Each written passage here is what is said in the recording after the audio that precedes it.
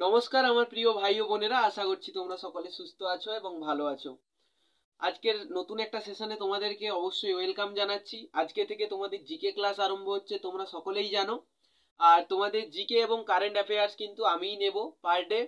আর তোমরা সকলেই জানো যে এসএসসি জিডি, অগ্নিবীর আর ডব্লিউবিপি, সামনে আরপিএফ এর ভ্যাকেন্সি বেরোচ্ছে।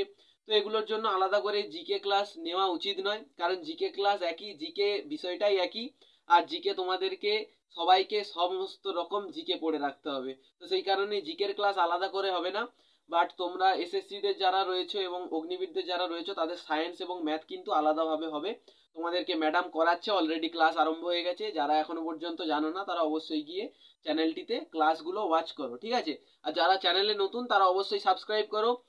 আমি নিয়ে চলে এসেছি বিগত 5 বছরের আসা কোশ্চেনগুলো, এসএসসি এমটিএস, এসএসসি জিডি এবং এসএসসি সিজিএসএল এ যে সমস্ত কোশ্চেনগুলো এসেছে সেগুলো সমস্ত কিছু নিয়ে চলে এসেছি তোমাদের কাছে, ঠিক আছে? আজকে বেস্ট 15টা কোশ্চেন থাকবে তোমাদের জন্য। যে কোশ্চেনগুলো যদি তোমরা পরীক্ষার হলে তোমাদের খাতার সামনে পাও, তোমরা কিন্তু চিন্তায় পড়ে যাবে উত্তর তোমরা কি দেবে। প্রশ্নগুলো এমনই, কিন্তু তোমরা যদি আজকের ক্লাসটা একবার দেখে নাও তাহলে তোমাদের কোনো অসুবিধাই হবে না। তোমরা আরামসে পরীক্ষার হলে গিয়ে এই কোশ্চেনগুলো করে দিয়ে আসতে পারবে এবং 15টা কোশ্চেনের 15 নাম্বার তুমি আরামসে নিজে নিয়ে আসতে পারবে। তো চলো আজকের ক্লাসটি স্টার্ট করা যাক বেশি দেরি না করে। প্রথম কোশ্চেনে আসি। প্রথম কোশ্চেন তোমরা সকলেই দেখো। হ্যাঁ, আর একটা কথা, তোমরা যেই বছরে যেই কোশ্চেন পড়েছে তোমরা কিন্তু আমার এই সাইডে অবশ্যই দেখতে পাচ্ছ কোন বছরে কোন কোশ্চেন পড়েছে। তোমাদেরকে আবারও একবার বলছি, কোন বছরে কোন কোশ্চেন পড়েছে তোমরা কিন্তু আমার ডান সাইডে দেখতে পাবে, ঠিক আছে?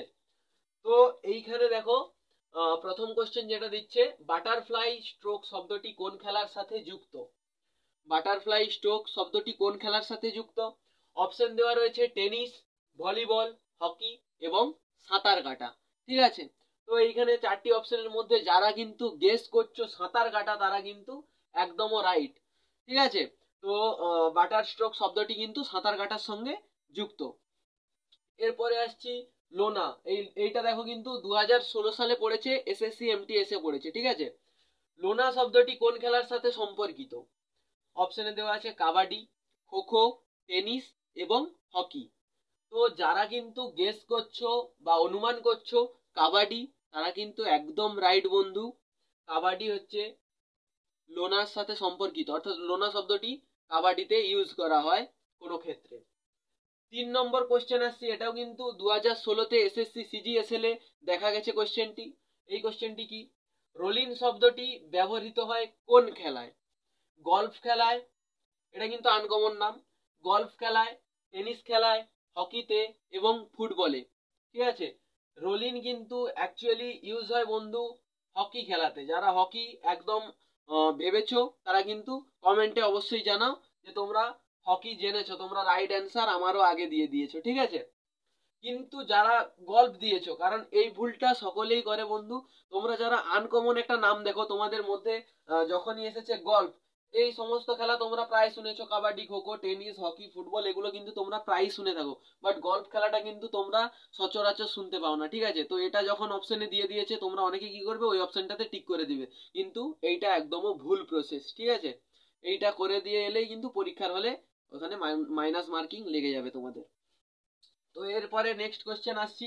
এটা কিন্তু 2022 সালে এসএসসি-তেই পড়েছে। ফলো অন শব্দটি কোন খেলার সাথে যুক্ত? ফলো অন কথাটি তোমরা যারা শুনেছো একবারেই কিন্তু কোশ্চেনটা, যারা ভালোভাবে শুনেছো তারা কিন্তু উত্তর দিয়ে দিতে পারবে। যারা ক্রিকেট লাভার, ঠিক আছে, যারা ক্রিকেট লাভার রয়েছে তারা কিন্তু উত্তরটা দিয়ে দিতে পারবে যে ফলো অন একদমই ক্রিকেট খেলার সাথে যুক্ত। কিন্তু যারা একটু ক্রিকেটের সঙ্গে সংযুক্ত থাকো না, ঠিক আছে, তো তাদেরকে বলছি তোমরা অবশ্যই জানবে না, তোমরা কিন্তু ক্লিয়ার করে নাও যে ফলো অন কথাটি কিন্তু ক্রিকেটের সঙ্গে যুক্ত।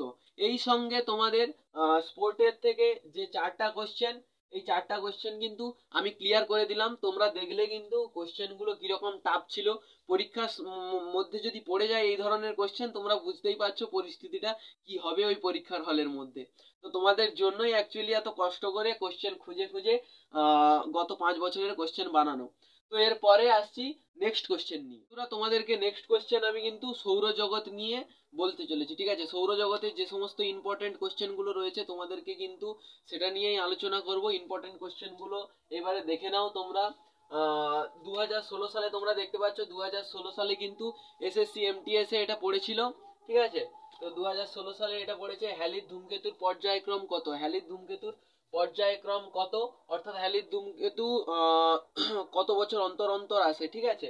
তো হ্যালির ধূমকেতু 30 থেকে 31 বছর অন্তর আসে, না 45 থেকে 46 বছর অন্তর আসে, না 85 থেকে 86 বছর অন্তর আসে, না 75 থেকে 76 বছর অন্তর আসে।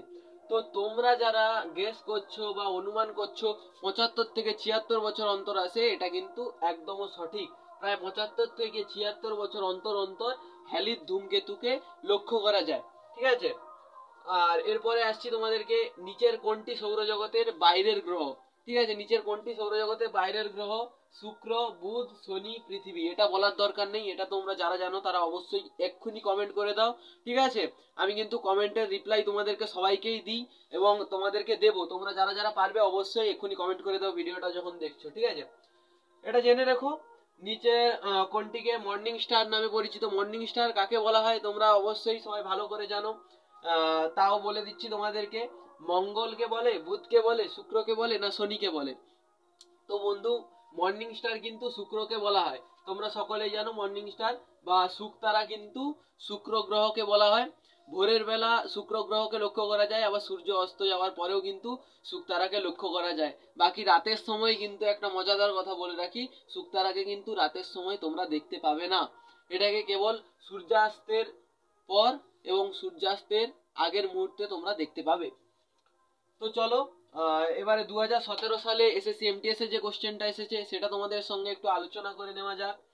নিচের উক্তি অনুযায়ী রেড জায়ান্ট কাদের বলে। বন্ধু এটা কিন্তু ইম্পর্টেন্ট হতে পারে তোমাদের 2023-24 SSC GD, 2024 Agniveer army. Agniveer আর্মিও কিন্তু বাংলায় করে দিতে পারে, সেটা নিয়ে আপডেট তোমাদেরকে আমি দিতে থাকবো, ঠিক আছে।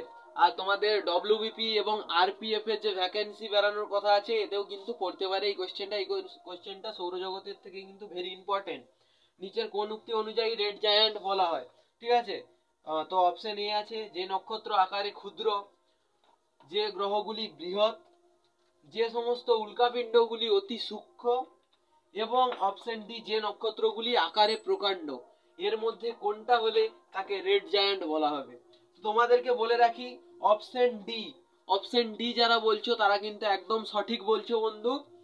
যে নক্ষত্রগুলি আকারে প্রকাণ্ড তাদেরকে কিন্তু আমরা রেড জায়ান্ট বলবো, ঠিক আছে। সৌরজগতের এখনো দুটো কোশ্চেন বাকি রয়ে গেছে, তোমাদেরকে দেখিয়ে দিচ্ছি, ঠিক আছে।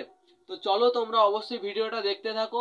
আর একটা কথা মনে রাখতে হবে, 26,000 এসএসসিজিডির যদি ভ্যাকেন্সি হয় 26,000-এর মধ্যে একটা সিট কিন্তু তোমার, ঠিক আছে বন্ধু। তুমি সেই হিসাবে মেহনত করে যাও, সেই হিসাবে পরিশ্রম করে যাও, কারণ কেউ পরিশ্রম দেখবে না, তোমার সফলতা দেখবে, ঠিক আছে। তুমি যদি ফেল করে যাও তোমাকে কেউ জিজ্ঞাসাও করতে আসবে না যে তুমি কত রাত জেগে পড়েছো, কত রাত জেগে তুমি পরিশ্রম করে গেছো। তো অবশ্যই তুমি তোমার পড়ার দিকে ফোকাস রাখো, অন্য কোনো দিকে ফোকাস রাখার দরকার নেই, ঠিক আছে। তো চলো নেক্সট কোশ্চেন গুলো দেখে নিই। তো বন্ধুরা চলো আর কটা কোশ্চেন চটপট করে দেখে নেওয়া যাক, ঠিক আছে।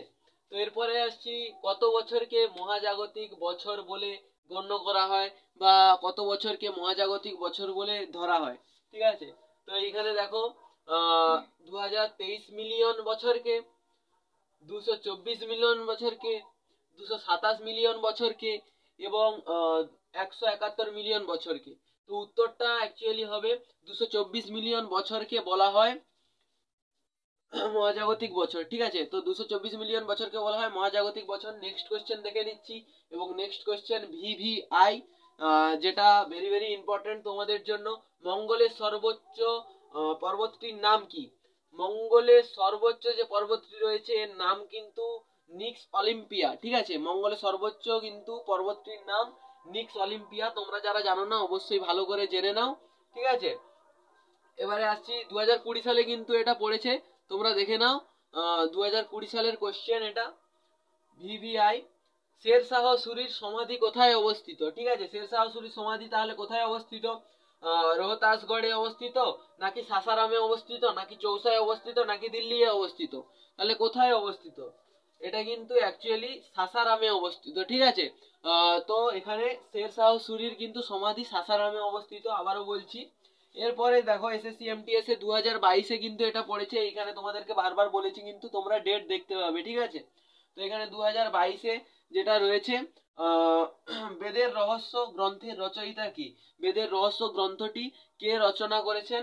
এখানে দেখো শ্রী অরবিন্দ, ঠিক আছে, হ্যারি বেসান্ট, যে কৃষ্ণমূর্তি এবং স্বামী বিবেকানন্দ। এদের মধ্যে কিন্তু যেটা সঠিক উত্তরটা হবে, সঠিক উত্তর হবে কিন্তু শ্রী অরবিন্দ। শ্রী অরবিন্দ কিন্তু এইটা করেছিল, বেদের রহস্য গ্রন্থটা কিন্তু রচনা করেছিল শ্রী অরবিন্দ। এরই সঙ্গে আজকে আমার জিকে ক্লাস শেষ করছি। তোমাদেরকে বিগত 5 বছরের কোশ্চেন বন্ধুরা কিরকম ইম্পর্টেন্ট কোশ্চেন দেখেছি, যারা কিন্তু ফার্স্ট থেকে লাস্ট পর্যন্ত ভিডিওটা দেখেছো তারা অবশ্যই জানো এই কোশ্চেনগুলো যদি পরীক্ষার হলে পড়ে যায় সত্যিকারেরই তোমাদের চিন্তার বিষয়, ঠিক আছে। কিন্তু আমার ক্লাস যেহেতু নিচ্ছ, কোনো চিন্তার বিষয় নেই, তোমাদেরকে এই ধরনের কোশ্চেন একদম ক্লিয়ার করে দেবো per day by per day, ঠিক আছে। তো চ্যানেলটিতে নতুন হলে অবশ্যই সাবস্ক্রাইব করো, এবং এই ধরনের চ্যানেলের ভিডিও পেতে তোমরা কিন্তু অবশ্যই বন্ধুদের সঙ্গে শেয়ার করো, তোমাদের সঙ্গে যারা প্রস্তুতি নিচ্ছে। সবাই ভালো থেকো, সুস্থ থেকো, দেখা হচ্ছে নেক্সট ক্লাসে। জয় হিন্দ, জয় ভারত, বন্দে মাতরম।